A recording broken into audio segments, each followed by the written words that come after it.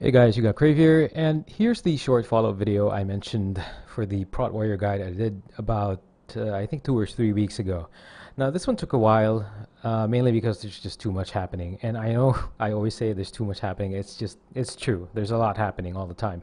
And the biggest right now would be me transitioning into a different job, which means making sure that all the requirements are met, submitting my requirements and my documents, and well, I guess in a way easing into it, while it's only making sure, or just making sure, that I am completing any pending requirements with my current employer. So I just, I don't want to leave things just like that. But anyway, the stuff that follows for this video are basically, I would say, additional information for Prot Warrior tanking, which is connected to the guide I did. And some of these things you may have already known even before you try the Prot Warrior spec, and some of these things you may just have realized while watching the guide I did. It's really not very in-depth. It's just additional information, maybe some small tidbits that could help you with Prot Warrior tanking. And yeah, so I'm still hoping you can get something out of it.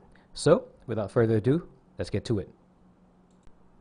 So the first thing I want to talk about is basically just maximizing ignore pain, and it is still very much a thing in spite of the nerfs.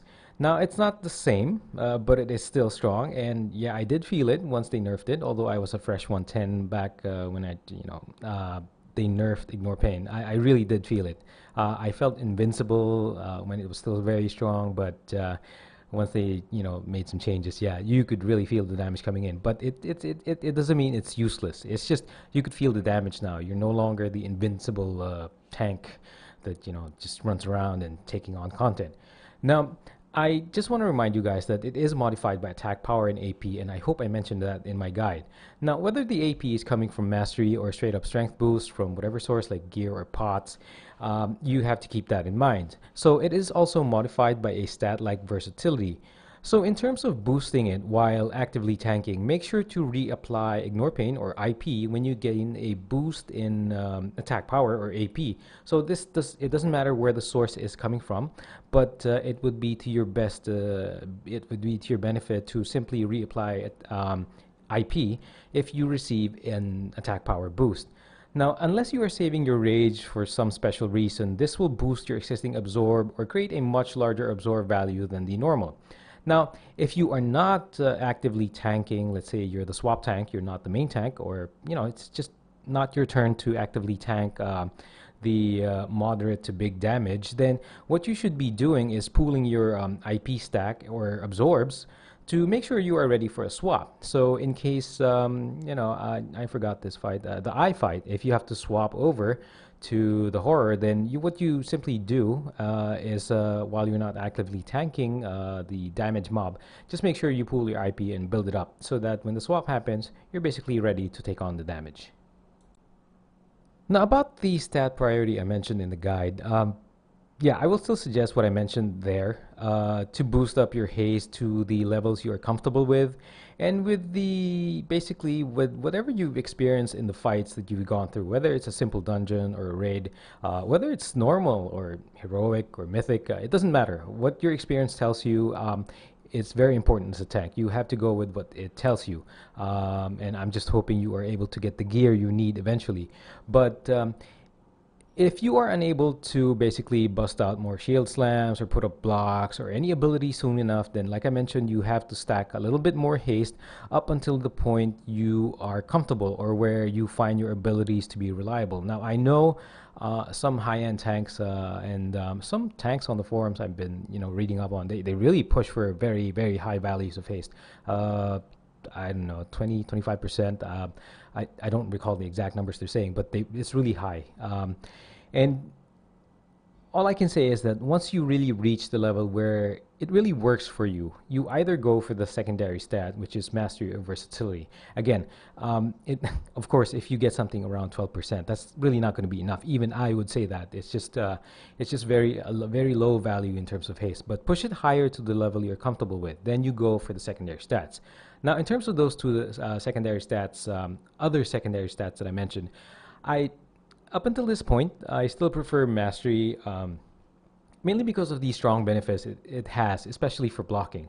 Now, still, yeah, It's still because of RNG and the encounters, you can still make versatility work, especially if that's what you're getting. It's still also a very strong stat. Again, it increases your damage output, your healing, and in a small way, it decreases the overall damage you take. So if you have a lot of either of mastery or versatility, then both can really work. Now, mastery might work better for melee heavy encounters, where the other stat might work better if there's minimal blockable damage.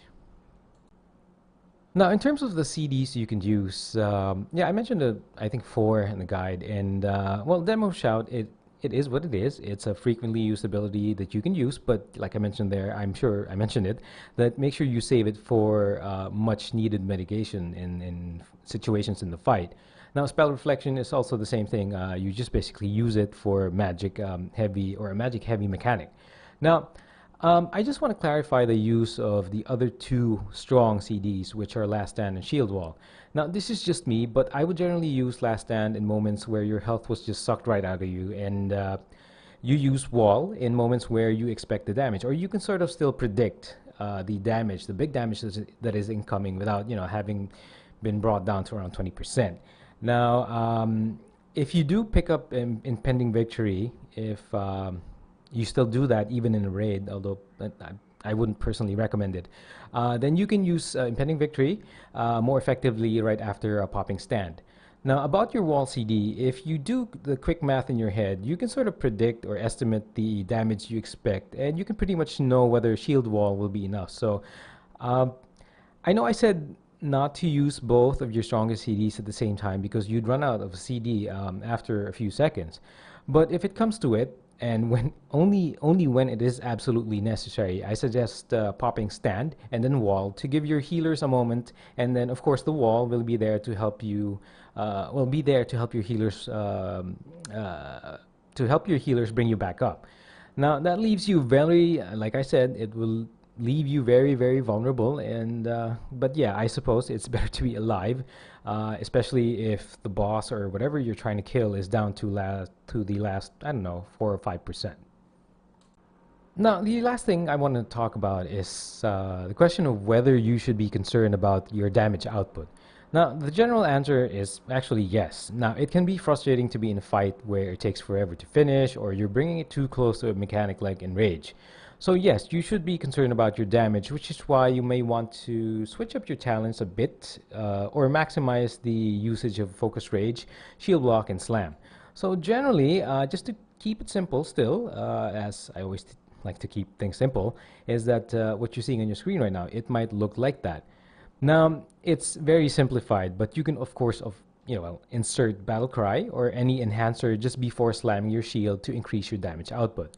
Now, you can also use this in, as an aside, you can also use this in BGs if you like to PvP as Prot. Now, on the part there where I say you should spam Devastate, it's only for that chance to get a reset on Slam and basically extending your shield block if you are still within the shield block window. And of course, it will also increase slam damage because of your talent pick. And I would even suggest going for anger management to reduce the cooldown of abilities like Battle Cry and another talent that also enhances your damage if you really want to enhance your damage output. Yeah, but also with anger management, it's not just about increasing your damage output or reducing the CDs for your damage output abilities, but anger management will also affect Last Stand and Wall. So it's also something you need to consider. Now, like I said, you do have to be concerned about your damage. And it's something you really have to work on. But just make sure you perform the role of a tank really well. I mean, after all, what's the use? I mean, that's the spec you're playing, and people just wouldn't appreciate you folding just like that. And that's it for the tips that I wanted to add as a supplement to the Prot Warrior guide I did some weeks back. So I hope you found this one useful. And if you have anything else that you might want to share to fellow Prot Warriors that are just starting out, just go ahead and leave them in the comment section below. And yeah, so again, like I said, I hope you found this useful. I hope I haven't forgotten anything or mentioned anything incorrectly or inaccurately. But yeah, I hope it's useful.